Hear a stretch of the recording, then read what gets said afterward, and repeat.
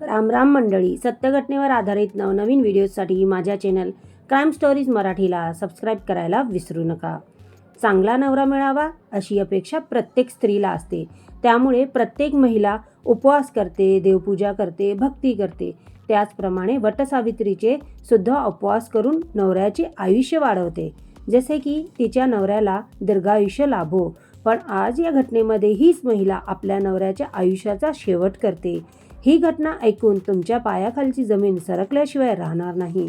पण ही महिला असं कसं करू शकते हा प्रश्न प्रत्येकाच्या मनात येत असेल. पण ही घटना घडली तरी कशी? तर या घटनेची सविस्तर चर्चा करण्यापूर्वी मित्रांनो, तुम्ही माझ्या चॅनलवर नवीन असाल, पहिल्यांदा आला असाल तर चॅनलला नक्की सबस्क्राईब करा हां, विसरू नका. आणि हा व्हिडिओ थोडाफार जरी आवडला असेल तर व्हिडिओला सुद्धा लाईक करा, कारण तुमच्या एक लाईकमुळे आणि सबस्क्राईब केल्यामुळे आम्हाला नवनवीन व्हिडिओज बनवण्यासाठी प्रोत्साहन मिळते. तर मित्रांनो, आता ही घटना कशी घडली चला ते बघूया. लक्ष्मी नावाची एक महिला होती, तिचं वय होतं 42 वर्ष. आणि गौरी नावाची पण एक महिला होती, तिचं वय होतं 22 वर्ष. दोघीजणी मैत्रिणीसारखं राहायच्या, एकमेकांमध्ये खूप वेळ घालवायच्या, छानपैकी गप्पा मारायच्या. दोघींचे विचार चांगले जुळत होते. तर आता हे सगळं ऐकल्यावर तुम्हाला वाटत असेल या दोघी मैत्रिणी असणार, म्हणजे नक्की मैत्रिणी असणार असं, पण अजिबात नव्हतं. ह्या दोघी होत्या सासू आणि सुन्या. सासू सुना होत असल्यामुळे प्रत्येकाला वाटत असेल की ह्यांच्यात इतकी घट्ट मैत्री कशी, आणि ह्या मैत्रीचं कारण होतं म्हणजे कोणतं? त्या दोघींचा एकटेपणा हा मुख्य कारण होतं त्यांच्यात मैत्री घट्ट होण्याचं. तर आता ह्या एकट्या कशा? चला ते पण बघूया. लक्ष्मीचा नवरा संजय हा एक इंजिनियर होता. त्यामुळे प्रोजेक्टसाठी कित्येक दिवस, कधी कधी महिनाभर सुद्धा घराबाहेर असायचा.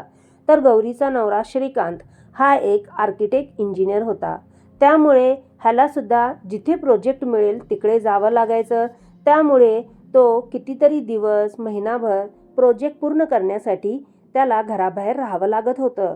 आता दोघांचं कारण होतं कमवण्यासाठी, आणि ते त्यांना पैसा कमवण्यासाठी त्यांना बाहेर जाणं भागच होतं. त्यामुळे त्यांना घर हे एकटं सोडावं लागत होतं, बायकोपासून दूर राहावं लागत होतं. पण हेच त्यांचं मूळ कारण होतं की ते घरी लक्ष देऊ शकत नव्हते, आपल्या म्हणजे पत्नींना वेळ देऊ शकत नव्हते. जोपर्यंत प्रोजेक्ट पूर्ण होणार नाही तोपर्यंत ते घरी काय येऊ शकत नव्हते.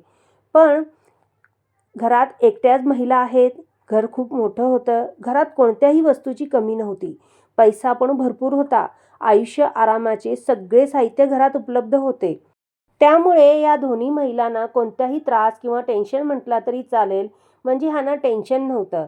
लक्ष्मीच्या नवऱ्याने म्हणजे संजयने दोघींच्या मदतीसाठी केअरटेकरला कामासाठी घरी बोलवलं होतं, कारण संजयला माहीत होतं की संजय आणि श्रीकांत नेहमी कामानिमित्त बाहेर असतात व त्यांच्या माघारी महिला एकट्या आहेत. त्यांना कोणत्याही कामाची गरज लागली तर कोणीतरी त्यांच्या मदतीसाठी एक पुरुष माणूस असायला हवा असं संजयला वाटत होतं. संजयने आपल्या बायकोचं आणि आपल्या सुनेची काळजी ठेवण्यासाठी केअरटेकर नियुक्त केलेला होतं, आणि त्या केअरटेकरचं नाव होतं सूरज. त्याचा पगार 15,000 ठरवण्यात आलेला होता, आणि सूरज हा त्यांच्याच घरी राहत होता. त्याचं खाणं पिणं सगळं मोफत होतं, त्याला ह्या सगळ्या सुविधा देण्यात आलेल्या होत्या. तर आता घरामध्ये त्या दोन्ही महिला आणि सूरज असायचा. सूरज हा तरुण होता, दिसण्यामध्ये खूप सुंदर होता, आणि तसा तो केअरटेकर वाटत नव्हता, म्हणजे चांगल्या घरातला व्यक्ती वाटत होता, कारण त्याचं उठणं बसणं चालणं खूपच म्हणजे व्यवस्थित असायचं. एके दिवशी सूरजला मालकीनने बोलवलं. आता दोन्ही मालकीन वरच्या मजल्याच्या खोलीत बसलेल्या होत्या. त्या दोघी गप्पा मारत होत्या आणि मोठमोठ्याने हसत होत्या, म्हणजे त्या चांगल्या मूडमध्ये होत्या. सूरजने दरवाजा वाजवला आणि म्हटलं, मालकीन मी आत येऊ का? तर लक्ष्मीनं आवाज दिला, विचारतोस कशाला, ये ना आत, तुला तर आम्हीच बोलवलं आहे. नंतर सूरज आत गेला. नंतर छोट्या मालकीनने त्याला हातात पाण्याचा ग्लास दिला. तो विचारात पडला, मी ह्यांचा नोकर आहे, तर ह्या मालकीन असून मला पाण्याचा ग्लास देत आहेत. तर मोठ्या मालकीनने सूरजच्या हातात 2 गोळ्या दिल्या आणि म्हटलं, ह्या पाण्याबरोबर ह्या दोन्ही गोळ्या घे, तुला खूप बरं वाटेल हां. गोळ्या खाल्ल्यानंतर सूरजला थोड्या वेळानंतर खूप काही वेगळं वाटत होतं. अचानक त्याला घाम येत होता आणि पूर्ण अंगात त्याला करंट येत होते. नंतर म्हणजे हे होण्याचं कारण काय होतं, त्या मालकिणीने त्या सूरजला त्या 2 गोळ्या, त्या पॉवर गोळ्या दिलेल्या होत्या. त्या पॉवर गोळ्या खाल्ल्यानंतर सूरजला आपल्यावर कंट्रोल राहिला नाही आणि सूरजने त्या दोन्ही मालकिणींबरोबर नको ते कृत्य केलं. त्यामुळे सूरज खूप दुःखी झालेला होता. दुसऱ्या दिवशी सूरज कामावर येणार नव्हता, पण त्याची पण मजबुरी होती. तो खूप गरीब होता. त्याला घरी पैसे पोचवायचे होते. मजबुरीने पुन्हा तो कामावर आला. त्याला काय वाटलं, आता सगळा दोष माझा आहे, मी खूप चुकीचं वागलेलो आहे. पण त्याच्या उलटच झालं. लक्ष्मीने सूरजला बोलून घेतलं आणि हातात नोटांचं बंडल दिलं आणि काल रात्री जे पण आम्हा तिघांमध्ये झालेलं आहे ते कुणालाही सांगू नकोस, असा आदेश लक्ष्मीने सूरजला दिला. सुरुवातीला सूरजला ह्या गोष्टी पटत नव्हत्या, पण तो गरीब होता ना, त्याला पैसेची गरज होती आणि ह्या कामाबरोबर त्याला पैसा पण भरपूर मिळत होता आणि पैशाबरोबर मज्जासुद्धा होती फ्रीमध्ये आणि मज्जा करायला मिळत होती. म्हणून नंतर तो ह्या गोष्टींसाठी तयार झाला. पुन्हा दुसऱ्या रात्री सूरजला लक्ष्मीने आणि गौरीने बोलवलं आणि तिघांचा रंगारंगीचा कार्यक्रम सुरू झाला.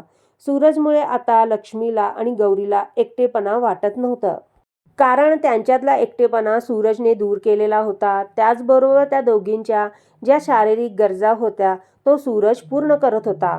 आता हे छानपैकी ह्यांच्यात कार्यक्रम रंगातच चाललेला होता. एके दिवशी अचानक संजय आणि श्रीकांत घरी आले, कारण दोघांनी आपापल्या पत्नीला म्हणजे लक्ष्मी आणि गौरीला सरप्राईज देण्याचा प्लॅन केलेला होता. पण इथे त्यांच्या पत्नी सरप्राईज होण्याऐवजी संजय आणि श्रीकांतच सरप्राईज झालेले होते. जेव्हा दोघेजण घरी आले तर वरच्या मजल्यावरून मोठमोठ्याने आवाज येत होते. तर दोघेजण वर गेले. दरवाजा फक्त पुढे ढकललेला होता, आतून कडी लावलेली नव्हती. संजयने दरवाजा उघडला. त्याचबरोबर श्रीकांत सुद्धा त्याच्याबरोबरच उभा होता. दोघांनी पाहिलं की आपल्या घरातल्या दोन्ही महिला त्या नोकराबरोबर नको ते कृत्य करत आहेत. ते पाहून संजयला भयानक राग आला आणि संजयने बाजूला ठेवलेला रॉड उचलला आणि सूरजला बेदम मारलं आणि कामावरून काढून टाकलं. नंतर त्या दोन्ही महिलांना चेतावणी देण्यात आली की पुन्हा असा कोणताही प्रकार करायचा नाही. थोडे दिवस निघून गेल्यानंतर दोघेजण घरीच होते.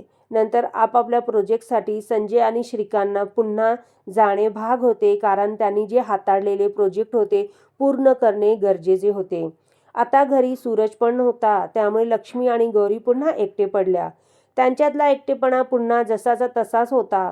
पण थोड्या दिवसानंतर बातमी आली की संजय आणि श्रीकांत ह्यांचा एका साईटवर अपघात झालेला आहे आणि त्यात दोघांचा मृत्यू झालेला आहे.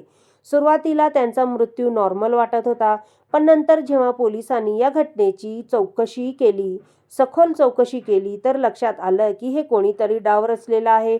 जेव्हा पोलिसांनी सर्वांवर खाक्यांचा जोर दाखवला तेव्हा एका व्यक्तीने लिफ्ट चालकावर संशय दाखवला. लिफ्ट चालकाला अटक करण्यात आली. तेव्हा लिफ्ट चालकांनी सांगितले की मला लक्ष्मी आणि गौरी या दोघींनी 2 लाख रुपये दिलेले होते लिफ्टच्या दोन्ही दोऱ्या कट करण्यासाठी, ज्यामुळे संजय आणि श्रीकांत यांचा मृत्यू एक अपघात वाटेल. जेव्हा हा कबूलनामा लिफ्ट चालकाने पोलिसांना दिला तेव्हा पोलिसांनी लक्ष्मी, गौरी आणि त्याचबरोबर सूरज ह्या तिघांना अटक करण्यात आलेली होती. जेव्हा पोलिसांनी लक्ष्मी आणि गौरीला विचारलं की तुम्ही तुमच्या पतीचा जीव का घेतलेला आहे, तुम्हाला दोघींना पती तर खूप श्रीमंत होता, शिकलेला होता, तुम्हाला प्रत्येक गोष्टीच्या सुखसुविधा देत होता, तरी तुम्ही इतकं टोकाचं पाऊल उचलण्याचं कारण नक्की काय आहे ते मला सांगा. आता कोणालाही पटणार नाही. त्यावर लक्ष्मी म्हटले, ते दोघेजण कामानिमित्त नेहमी बाहेर राहायचे. आम्हा सगळ्यांना सुखसुविधा त्यांनी दिलेल्या होत्या, पण आमच्यातला एकटेपणा त्यांनी कधीच जाणला नाही आणि आमची शारीरिक गरज जाणली नाही आणि त्याला दूरसुद्धा केलं नाही. लक्ष्मी आणि गौरीचा एकटेपणा सूरजने दूर केलेला होता आणि आमच्या गरजा फक्त सूरज समजू शकत होता. म्हणून आमच्या आयुष्यातला आम्हा दोघींचे नवरे हेच आयुष्याचा अडथळा होते, म्हणून आम्ही हे टोकाचं पाऊल उचललेलं होतं. आणि सूरजने आमची मदत का केली, कारण संजयने सूरजला खूप मारलेले होते आणि त्याला नोकरीवरून काढून टाकलेले होते अचानक झालेली ही अडचण सूरज सहन करू शकला नाही, म्हणून ह्या कामामध्ये सूरजने आमची मदत केलेली आहे. आता 4घी जण पोलीस कोठडीत आहेत, त्यांच्यावर केस सुरू आहे. थोड्या दिवसांनी निकाल सुद्धा लागेल. पण या सगळ्या घटनेवरून इतकंच म्हणणं आहे की नवरा बायकोंच्या पवित्र संबंधाला काळीमा फासणारं कृत्य झालेलं आहे. महिलेला देवीचं रूप म्हणतात, एक लक्ष्मी म्हणतात, पण इथे त्या देवीने राक्षसाचे रूप धारण केलेलं आहे. फक्त 2 मिनिटाच्या आनंदाकरता, आपल्या एकटेपणाला दूर करण्याकरता त्या दोघींनी जे पाऊल उचललेलं आहे ते समाजाला काळीमा फासणारं आहे. फक्त त्या दोघींच्या 2 मिनिटाच्या आनंदाकरता 4 जणांच्या आयुष्यात वाटोळं झालेलं आहे, तर 2 जणांचं आयुष्य संपलेलं आहे. या घटनेबद्दल मित्रांनो तुम्हाला काय वाटतं? तुमच्या प्रतिक्रिया नक्की कमेंटमध्ये सांगा. भेटूया अशाच प्रकारच्या सत्य घटनेवर आधारित नवनवीन व्हिडिओजमध्ये. तोपर्यंत स्वतःची काळजी घ्या, सतर्क राहावा. जय हिंद, जय महाराष्ट्र.